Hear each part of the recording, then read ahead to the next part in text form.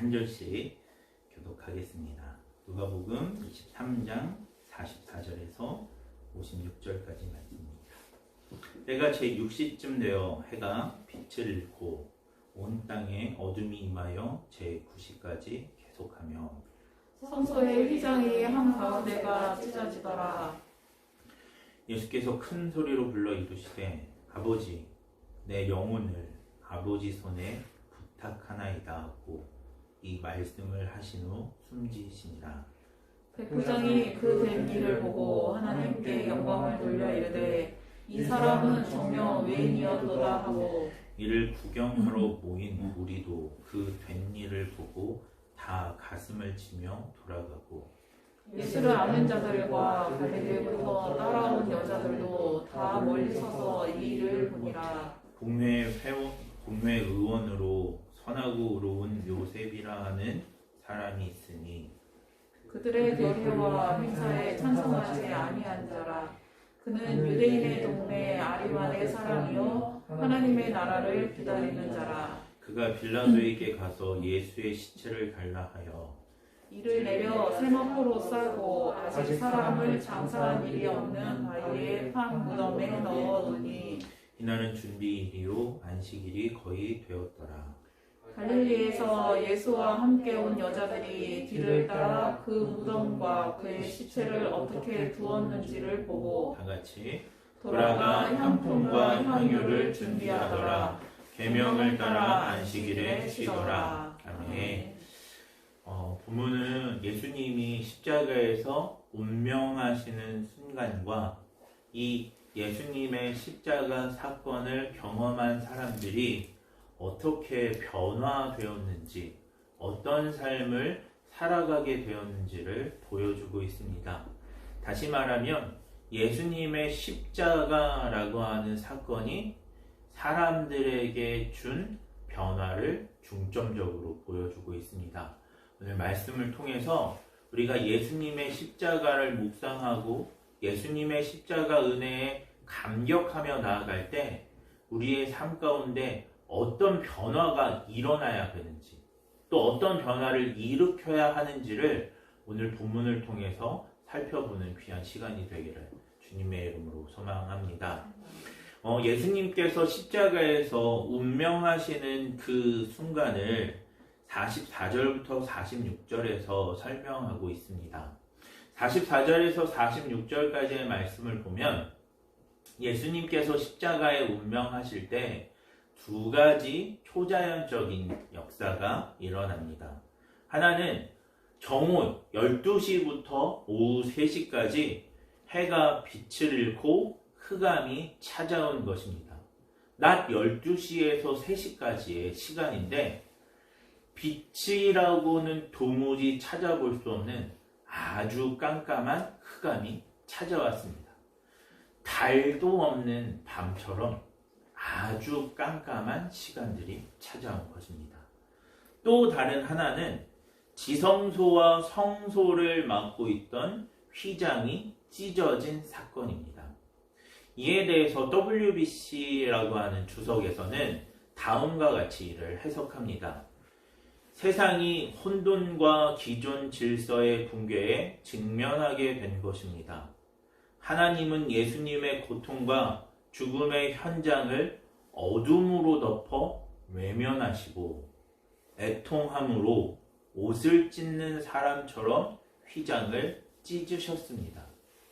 예수님이 십자가에 달리시는 그 장면을 참아보기 어려우셨던 하나님이 하늘을 어둠으로 덮어 그 세상을 깜깜하게 하신 것이고 또 휘장을 찢으신 사건은 하나님이 옷을 찢어 애통함을 표현하는 사람들처럼 나라를 잃고 옷을 찢으며 가장 가까운 사람이 억울한 일을 당했을 때 옷을 찢으며 슬퍼하는 것처럼 하나님이 하나님의 옷이신 휘장을 찢으시며 슬픔을 표현했다라고 설명하고 있습니다. 또 다른 해석도 있습니다. 성소의 휘장은 하늘을 상징하므로 이것이 찢어진 현상은 하나님과 사람 사이의 장벽이 무너진 새 시대의 도래를 암시한다. 이 지성소와 성소를 가로막고 있던 휘장은 하나님과 인간 사이를 가로막고 있던 장벽과 같은 존재였습니다. 그 이유는 무엇이냐면 죄가 있는 존재가 거룩하신 하나님 앞에 함부로 나아갔다가 죽음 당할 일이 두려웠기 때문에, 또 죽임 당하지 말라고 하나님이 지성소와 성소 사이에 휘장을 넣어 사람을 보호하시는 역할을 했던 것이 휘장이었습니다. 그런데 하나님이 예수님의 그 십자가 사건으로 말미암아 휘장을 하늘의 위에서부터 아래로 찢으신 것입니다. 이것을 통해서 하나님과 인간 사이를 가로막고 있었던 장벽, 죄로 말미암아 죽을 수밖에 없었던 인간이 예수님의 십자가 대속으로 말미암아 그 죄가 해결되었기 때문에 이제는 하나님의 보좌 앞으로, 그 지성소 앞으로 담대히 나아가도 된다라고 하는 허락의 의미로 성소의 휘장을 찢으셨다라고 설명하고 있는 것입니다. 이러한 해석을 종합하면 이렇게 해석할 수 있습니다. 하나님은 너무 슬프고 아픈 예수님의 십자가를 통해 하나님과 인간 사이의 장벽을 허무시고 죄와 사망이 아니라 성령이 지배하시는 새로운 시대를 여신 것입니다. 할렐루야. 그러니까 십자가 사건이라고 하는 것은 굉장히 고통스럽고 슬프고 아픈 현실을 주고 있습니다. 그 십자가라고 하는 것은 하나님 앞에, 하나님께는 너무나 가슴 아픈 현실이었습니다. 그러나 하나님은 그 가슴 아픈 그 십자가를 통해서 우리로 하여금 하나님 보좌 앞으로 나아가도 죽지 않게 되는, 죄인일 수밖에 없었던 우리를 거룩하게 하셔서 거룩하신 하나님의 존전 앞으로 나아갈 수 있게 하시는 성령의 시대, 새로운 시대를 열어주신 것입니다. 할렐루야. 이 십자가 사건은 이 새로운 시대를 도래하게 했기에, 또 성령의 임재와 역사를 우리로 하여금 경험할 수 있도록 허락해 주셨기 때문에 사람들에게 변화를 일으킬 수밖에 없는 거예요. 이 십자가를 경험한 사람은 담대하게 주님의 지성소 안으로, 주님의 보좌 앞으로 담대하게 나아갈 수 있는 은혜를 입게 된 거예요. 할렐루야. 그리고 그 은혜를 입게 된 사람들, 그 은혜를 알게 된 사람들, 그 은혜를 인정하는 사람들에게는 다음과 같은 변화가 일어납니다. 오늘 본문에서는 세 부류의 사람을 통해서 어떠한 변화가 일어나야 되는지, 어떠한 변화가 일어날 수 있는지를 설명합니다. 그 첫 번째가 이방인 백부장의 변화입니다. 47절 말씀인데요. 같이 한번 읽어보겠습니다. 시작. 백부장이 그 대미를 보고 하나님께 영광을 돌려 이르되 이 사람은 정녕 의인이었더라 하고. 네. 자, 백부장이 고백합니다. 뭐라고 고백해요? 하나님께 영광을 돌려, 하나님을 인정하지 않은 이방인이 하나님께 영광을 돌려 이 사람은 정녕 의인이었도다 라고 고백합니다. 여기서 말하는 의인이다 라는 말은요, 유대교에서 메시아의 존칭입니다. 다시 말하면 이분은 메시아였다 라고 고백하는 말을 하고 있는 것입니다. 여러분 한번 생각해 보세요. 이 백부장은 어떤 존재예요? 예수님을 십자가에 못 박고 채찍질하고 조롱했던 사람들의 리더였습니다. 그러니까 예수님의 십자가형을 모든 것을 담당하고 책임졌던 사람이 백부장이었습니다. 그런데 그 예수님을 십자가에 못 박은 그 책임 있는 사람이 뭐라고 얘기해요?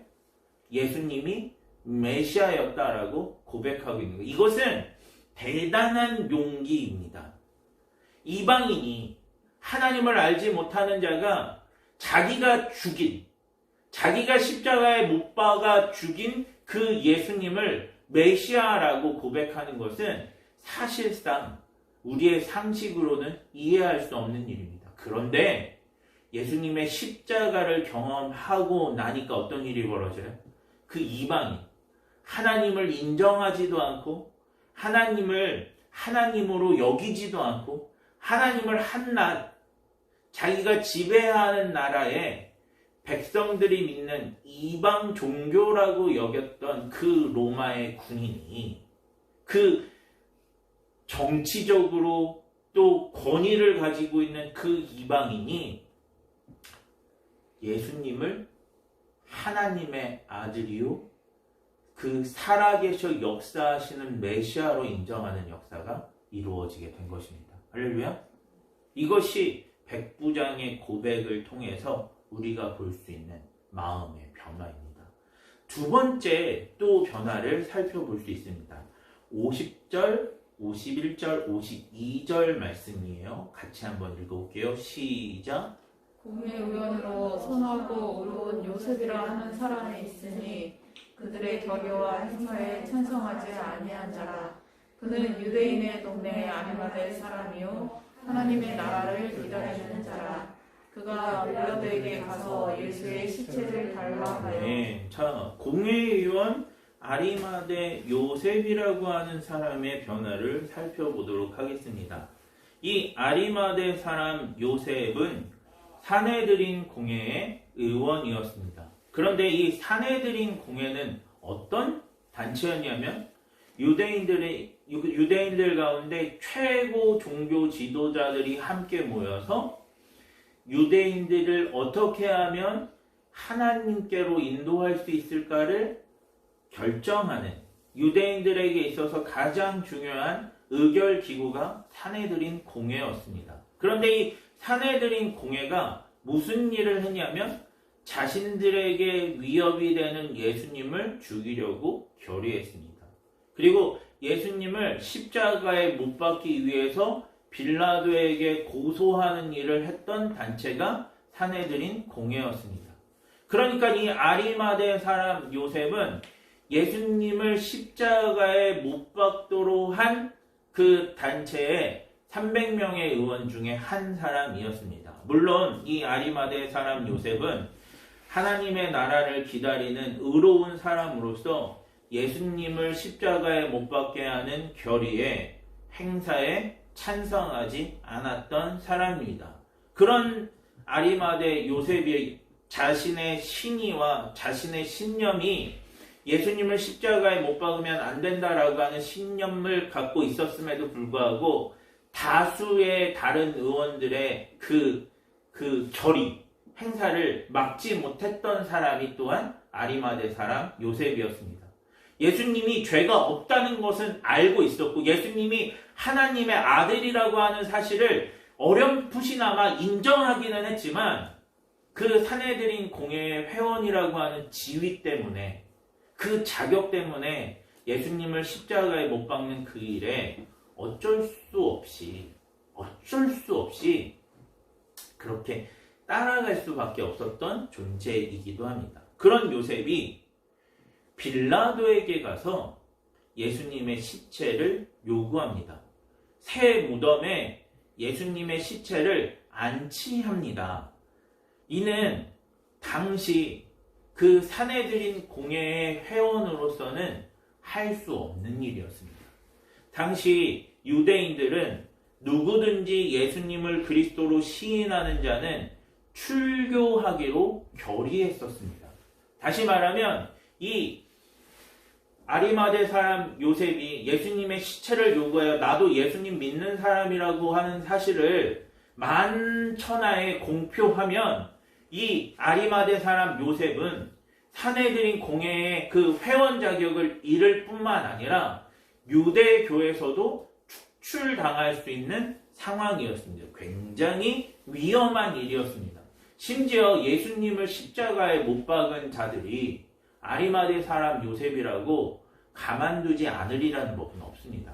유대교에서 출교하는 것뿐만 아니라 어쩌면 자객을 보내서 죽일 수도 있는 상황이었습니다. 이런 상황 속에서 실제로 예수님을 믿어도 출교당할까봐 이를 숨기는 자도 굉장히 많았습니다. 그런데 이런 상황에서 예수님의 장례를 치르겠다라고 아리마대 사람 요셉이 나타난 것입니다. 그리고 그 아리마대 사람 요셉이 예수님을 아무도 안치한 적 없는 새 무덤에 예수님의 그 시체를 안치합니다. 예수님의 장례를 치릅니다.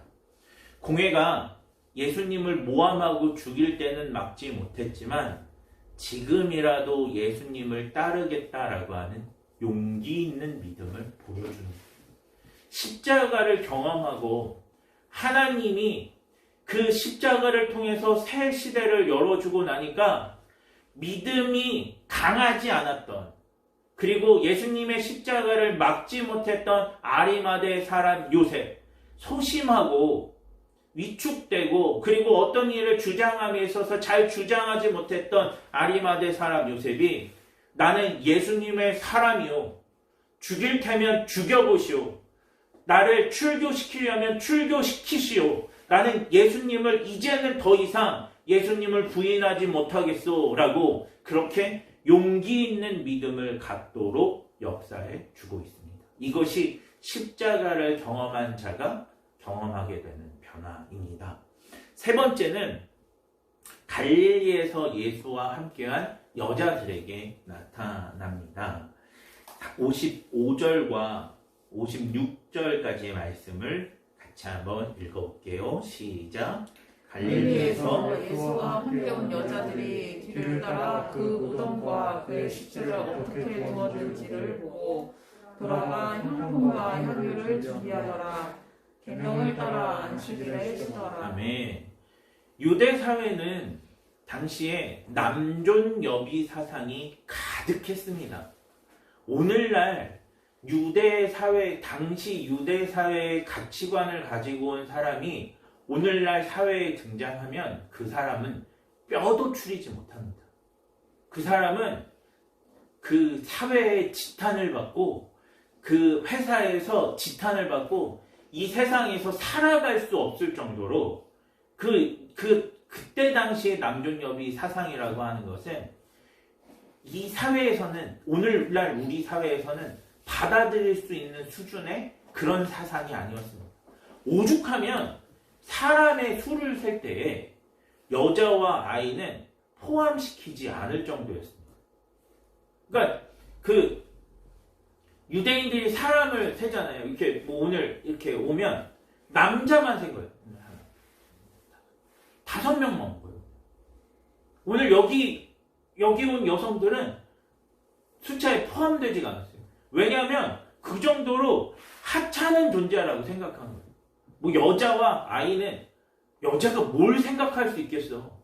여자는 저기 아이랑 별반 다르지 않아. 그러니까 경제권도 주지 않고 그 여자가 뭐 장사를 한다는 것, 이런 것들은 상상할 수도 없는 정도로 아주 비하받았던 세상에 살고 있었던 그런 여인들이었습니다. 오늘 본문에 그런 여인들이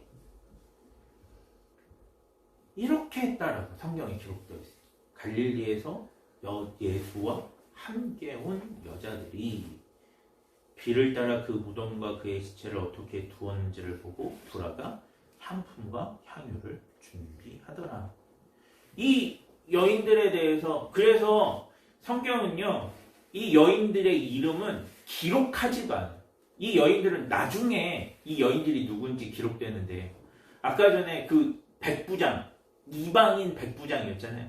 백부장의 이름도 기억하지 않은 이유는 뭐냐면 당시 유대인들이 이방인은 개, 돼지 취급했거든요. 그러니까 개, 돼지 취급하는 이방인 백부장의 이름은 기록하지 않은 거예요. 또 갈릴리에서 온 여자들의 이름도 아리마대 사람 요셉처럼 그렇게 친절하게 설명하지 않은 거예요. 그런데 이 여인들이 그렇게 무시당하고 그렇게 아무런 힘도 가지고 있지 않았던 여인들이 갈릴리에서부터 예수님의 그 십자가의 그 골고다 언덕, 또 십자가, 무덤까지 예수님을 끝까지 따릅니다. 그리고 예수님을 위해 향품과 향유를 준비합니다. 그 누구도 하지 않은 일을 여인들이 하는 거예요. 심지어 베드로마저 예수님을 모른다고 3번 부인하고 도망갔잖아요. 그 베드로를 제외하고 예수님이 사랑하시는 제자라고 추정되는 요한을 제외하고는 그 누구도 예수님을 따르지 않았고, 그 요한마저도 그 로마 군인이 그 요한을 붙잡으니까 어떻게 해요? 자기가 입고 있던 옷을, 그 이불을 벗고 나체로 도망가는 일을 했잖아요. 아무도 예수님의 이 무덤까지 따라오는 제자가 없었다라는 거예요.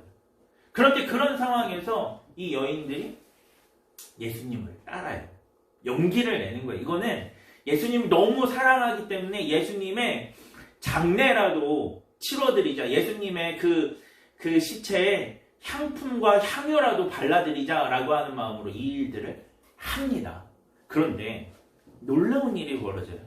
그 누구도 하지 않은 일들을 여인들이 감당할 때, 그리고 그 안식구 첫날 그 새벽에 예수님의 무덤에 찾아갔을 때 이 여인들은 예수님이 부활하셨다라고 하는 소식을 처음으로 전해 듣는 부활의 첫 증이 되는 역사가 이루어집니다. 할렐루야. 그러니까 이름도 기록되지 않을 정도로 하찮은 존재가 부활의 소식을 전하는, 누구보다 먼저? 예수님의 그 12 제자보다 먼저 부활의 소식을 전하는 그 부활의 첫 증인이 됩니다. 거기에 더하여서 그 여인들의 이름이 성경에 누가복음 24장 10절에 보면 그 여인들의 이름이 기록됩니다. 막달라 마리아, 요한나, 야고보의 모친 마리아라고 하는 이 부활의 첫 증인의 역할을 한 여인들의 이름이 성경에 당당히 기록되는 역사가 이루어지게 됩니다. 할렐루야. 이게 무슨 의미를 갖게 되는? 예수님의 죽음 이후에, 예수님의 십자가 사건 이후에 새로운 시대가 도래했다는 거예요. 할렐루야. 그 결과 믿음을 가질 수 없는 이방인 백부장이 그리스도인이 되는 역사가 이루어집니다. 공회의원 요셉이 가진 모든 것을 포기하고 예수님을 따르는 믿음의 사람이 됩니다. 또한 보잘것없었던 여인들이 부활의 첫 증인이 되는 역사도 이루어지게 됩니다. 이것이 예수님의 십자가 사건으로, 예수님의 십자가 사건을 바라보고 소망하는 자에게 주어지는 하나님의 은혜입니다. 믿음이 없는 자가 믿음을 갖게 되는 역사가 이루어집니다. 할렐루야.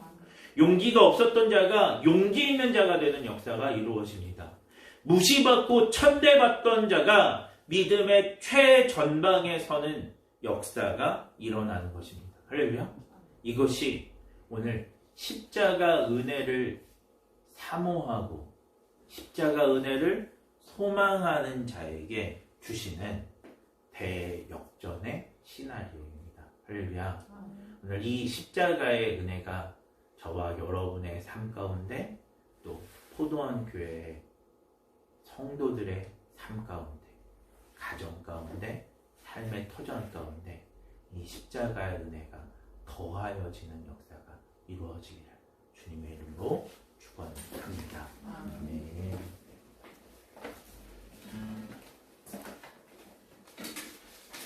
다 같이 나의 예배를 가져서서 찬양합니다.